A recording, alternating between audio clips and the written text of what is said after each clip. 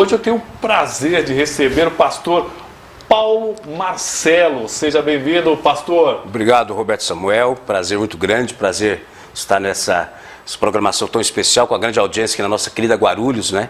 Cidade tão especial da nosso estado de São Paulo, da nossa grande São Paulo. Vou agradecer o Marquinhos Feliciano, foi ele que acabou entrando em contato e acabou nos colocando, a pastora Bianca também, né? Acabou me ajudando aí demais, porque o pastor, ele tem uma função muito importante na campanha do presidente Luiz Inácio Lula da Silva. Ele está encarregado de trazer um pouco mais o povo evangélico para junto dessa campanha. É uma missão bastante dura, viu, pastor? O senhor tem consciência disso, né? Muito. É uma missão dura, mas eu creio que, como homem de Deus e um pregador do Evangelho há tantos anos, eu aprendi da própria palavra de Deus que a capacidade que Deus nos dá nunca será menor daquilo que Ele acredita na nossa possibilidade. E tendo muita fé em Deus, coragem, porque tem que ter muita coragem, eu acreditei nesse desafio e eu tenho ele como uma missão dada para esse momento em que o país está vivendo e a própria igreja evangélica. Minha primeira determinação nesse projeto foi, na verdade, tentar falar com a igreja sobre essa alienação, a quase uma idolatria que estava havendo e ainda continua em muitas áreas em relação ao governo atual. E depois, posteriormente, quando o presidente Lula readquiriu seus direitos políticos, como eu tenho uma história de vida, desde o meu avô, que também era pastor da Assembleia de Deus, e que me deu uma experiência que me marcou muito. Quando eu estive com o presidente Lula pela primeira vez, eu contei para ele essa história. Em 89, meu avô, ele é carioca, mas ele morava no Paraná, de onde também eu sou. Tinha saído da época da ditadura militar, porque ele, Botafogo, falava 4 idiomas, você já imaginou, né? Então ele vai para o Paraná, lá ele conhece a minha avó e tal. Depois ele converte-se na igreja presbiteriana, depois vai para a Assembleia de Deus, torna-se pastor. E foi um dos mentores da minha vida espiritual, da questão da minha chamada. Em 89 eu entro na casa dele, nas férias, ele está chorando. E eu falei, vô, por que o senhor está chorando? E estava terminando o resultado das eleições, segundo turno, e ele falando, porque quando esse homem for presidente do Brasil, o Brasil será o país dos meus sonhos. E aí eu não entendia muito, eu tinha 14 anos de idade. Ele vai falecer em 99. Ele não viu o Brasil dos meus sonhos, dos sonhos dele, que tornou um dos meus sonhos, de 2002 a 2010. Então, eu acho que todo esse projeto que Deus me colocou no meu coração, também vem para tentar, de alguma forma, usar essa experiência que eu tinha com meu avô, que foi uma das inspirações para a minha vida, e dar sequência no projeto do Brasil dos sonhos dele. E olha só, quem está nos acompanhando é o meu amigo, pastor Samuel Vasconcelos, ex-vereador, ex-secretário aqui da cidade, e está mandando um abraço para o pastor. Falou que o senhor é ligado ao NEP, NEP. Daqui a pouco aparece aqui, já apareceu muito. E o professor Tadeu já está cutucando aqui, está dizendo que ele é Ciro Gomes 2022. É muito bem. Isabel está dizendo que tem que ter muita coragem mesmo para apoiar o Lula. Tem muita gente aqui já cutucando de um lado e de outro. Para você ver que é apaixonante essa disputa, né? Como conciliar um discurso de esquerda com a igreja evangélica, que tradicionalmente é um povo conservador, né? É um povo conservador. Já está pensando nisso? Meu querido Roberto, é uma boa pergunta e por isso que o senhor é um jornalista espetacular, a gente consegue já tirar numa frase algo muito importante, inclusive para a gente trazer a quem está nos assistindo agora. Eu acho muito injusto essa comparação quando se fala do presidente Lula e quando se fala do governo atual. Você sempre, quando fala do presidente Lula, você tem que trazer toda o que eu chamo de a plataforma completa da esquerda. Você tem que entrar com o que PT pensa, o que o PSOL pensa, o que o PCdoB pensa. Ou seja, tudo que tem na esquerda se concentra no presidente Lula. E politicamente, quem conhece política, ele não é um extremista de esquerda e nem as pautas principais, que são contrárias muitas vezes ao pensamento evangélico, não são pautas que o presidente Lula, em sua caminhada como homem público, foi discurso ou até mesmo bandeiras de defesa dele. Em detrimento ou indiferença, num contraste, eu chamaria numa questão, uma balança dos dois lados, Na esquerda se faz tudo isso, traz todo o pacote e coloca-se no colo do presidente Lula. Mas do lado de cá, é um governo que, na verdade, partidariamente ele é genérico, já passou em 7 partidos, não tem uma bandeira específica e ele caminha sempre flutuando. E nele se coloca o que há de positivo em relação às pautas de costume, e do lado de cá quer se colocar no presidente Lula todas as pautas que talvez atrapalhem um pouco o relacionamento da igreja evangélica com o presidente Lula. Se todos nós lembrarmos, o presidente Lula é o maior exemplo da democracia do Brasil. E eu explico por quê. Hoje nós estamos vendo o governo atual contestando, por exemplo, o direito do STF, e nós sabemos que os poderes têm sua individualidade dentro de uma democracia, sim, não é?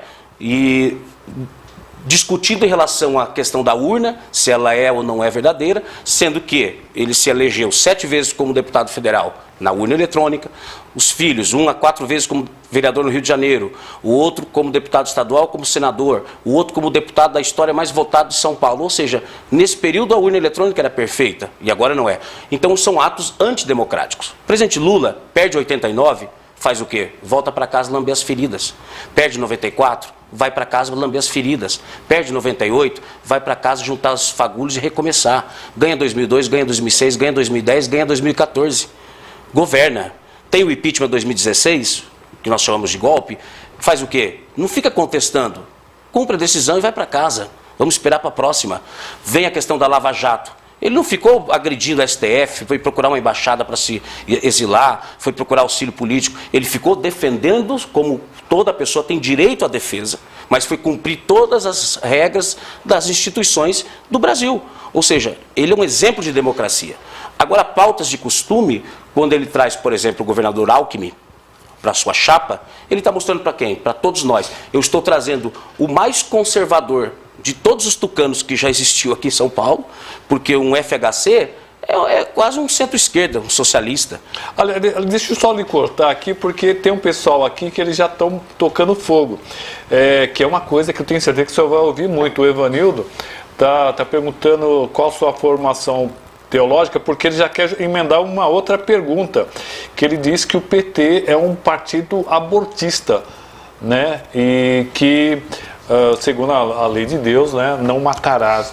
É uma outra coisa que o senhor também vai ter que enfrentar. Evanildo, se ele pudesse responder que idade que ele tem. Qual a sua idade, Ivanildo? Eu não sei, eu deve ter se uns ele pudesse 40 dar tempo, e tanto, entre 40 e 50 anos, que eu conheço ele de longe. Vamos lá, 40 anos. Mais ou menos. Então, em 88 ele tinha quantos anos? Ele tem 40 anos? 22. 32.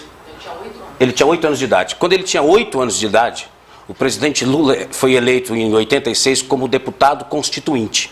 E em 88, o presidente Lula votou no artigo 128 até 124, 124 até 128, ele votou contra o aborto e votou a favor da criminalização do aborto, e na nossa Constituição de 88 tem apenas 2 formas de ter o direito do aborto: ou um estupro ou uma possibilidade da mãe vir a óbito durante a gestação.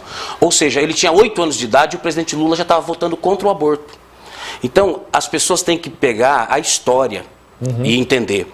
Um presidente da República, ele não tem direito de tomar uma decisão, por exemplo, em relação ao aborto, da sua própria caneta. Aborto vai precisar se eleger exatamente o que a gente fala, escolher 513 deputados. Você tem que escolher os senadores que vão vir agora, são 27, que vão ser eleitos, porque o restante vai ficar, os 54 vão ficar.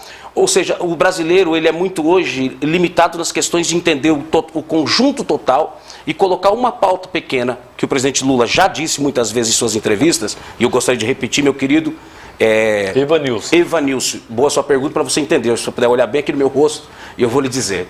O presidente Lula, no dia que eu estive com ele, e alguns meses atrás, novamente ele falou: eu, Lula, presidente Lula, sou como homem, pai, avô, bisavô, contra o aborto. Agora, como chefe de Estado, eu tenho obrigação de sentar e conversar com a sociedade.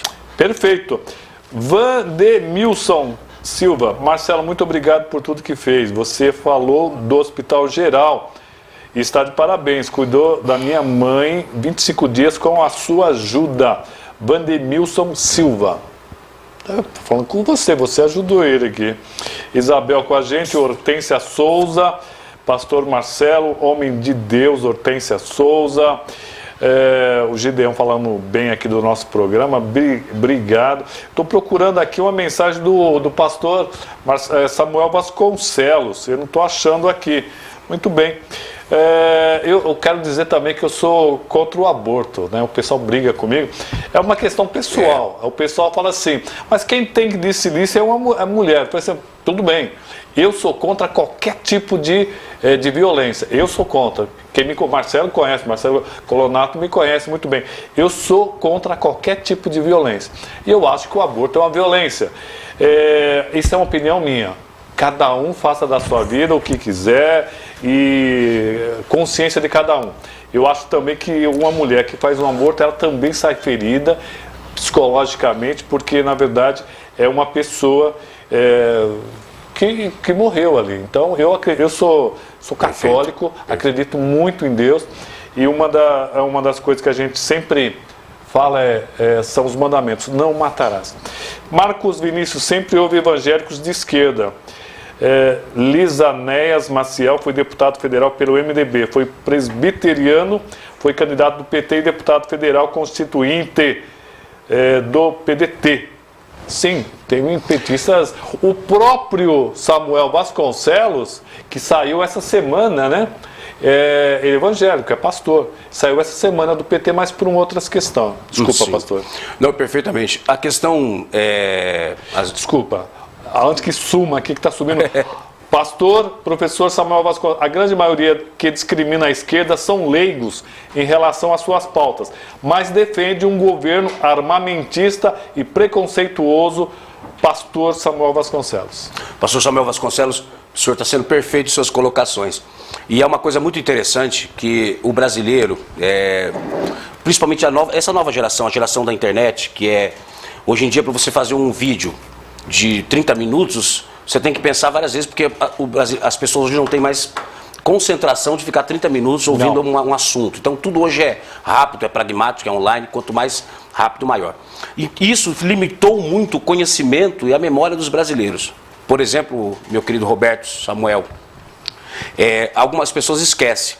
O atual presidente da República, o presidente Bolsonaro, quando deputado por 7 mandatos, durante 4 mandatos dele, ele tentou colocar em votação uma lei de controle de natalidade infantil.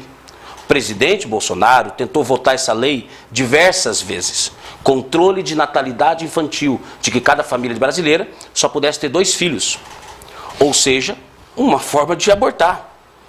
Então, em 2000, quando ele tem, na época, sua esposa está gestante do 4º filho dele, o Renan, ele deu uma entrevista na revista Isto É, dizendo que ele tinha liberado ela abortar e deixou ela decidir. Ou seja, então as pessoas têm uma memória muito curta. E quando se fala aborto, mas para eles não importa o que o brasileiro está passando. 15 mil moradores de rua em São Paulo hoje vão passar frio essa madrugada. Então, o evangélico não está preocupado com isso, em procurar fazer o que nós fomos chamados para fazer. Então, ficamos em pequenas cortinas de fumaça, esquecendo de um problema maior. 19 milhões de brasileiros hoje não almoçaram, não vão jantar. Hoje, 103 milhões de brasileiros têm um problema de segurança alimentar, ou seja, falta proteínas, falta alimentação correta, faltando o leite ideal para uma criança tomar em sua casa. Então, são problemas que a gente não se preocupa. O Mato Grosso, estado do Mato Grosso, tem 4 milhões de habitantes, mas tem 100 milhões de cabeça de gado. Só que é o estado do Mato Grosso onde nós tivemos aquela foto da fila do osso. Então, a igreja evangélica está se preocupando com pautazinhas pequenas, cortinas de fumaça, que não é um presidente monocraticamente que vai decidir, precisa de um Congresso, de um STF, precisa de um Senado, precisa voltar para ser aprovado. E então, só cortinas de fumaça. E eu lamento muito que essa igreja evangélica foi infelizmente colocada dentro de uma redoma, e aprisionaram, não assista a tal programa de televisão, não seja informado nisso, não lê tal jornal, lá naquilo ali é lixo, aquilo lá não sei o quê, e fique aqui dentro. do Instagram, do Facebook, do WhatsApp e agora da outra ferramenta que é o Telegram. Graças a Deus que nós não estamos mais em 2018, nós estamos em 2022. 2018 todos fomos pegos de surpresa com as fake news. Hoje, ninguém mais acredita em certas coisas. Infelizmente, a igreja evangélica ainda está. Por quê? Porque quando vem uma notícia dada por um líder, no evangélico sempre vai ter a questão fé. Pô, se é o meu líder que está falando, eu nem vou procurar a veracidade. É meu líder. Então ele não vai pesquisar para se é verdade ou não. Então ele acredita baseado em sua fé. E é isso que Deus me chamou para fazer, falar com essa simples igreja, que os chamados grandes líderes do Brasil estão sendo beneficiados, em detrimento a milhares e milhares de evangélicos que estão passando fome. O Evanil está perguntando quanto tempo o senhor tem de filiação do PT. Ele não é do PT. Nunca fui filiado ao PT. Ele é Solidariedade. Eu estou filiado ao Solidariedade, mas a minha... é esta a questão. A minha aproximação com o presidente Lula e o trabalho que eu estou fazendo é apartidário. É uma questão de democraticamente entender que se nós queremos mudar o país, eu não preciso ser exclusivamente de esquerda para acreditar na democracia. Eu não preciso ser de direita ou de centro. Eu preciso acreditar na democracia e na liberdade do país. Marcos Vinícius, Manuel da Conceição foi presbítero da Assembleia de Deus e das Ligas Camponesas. Chegou a ser torturado na ditadura militar porque ele era da Ação Popular, a chamada AP. Ele foi exilado, ele foi para o exílio com o Papa Paulo VI.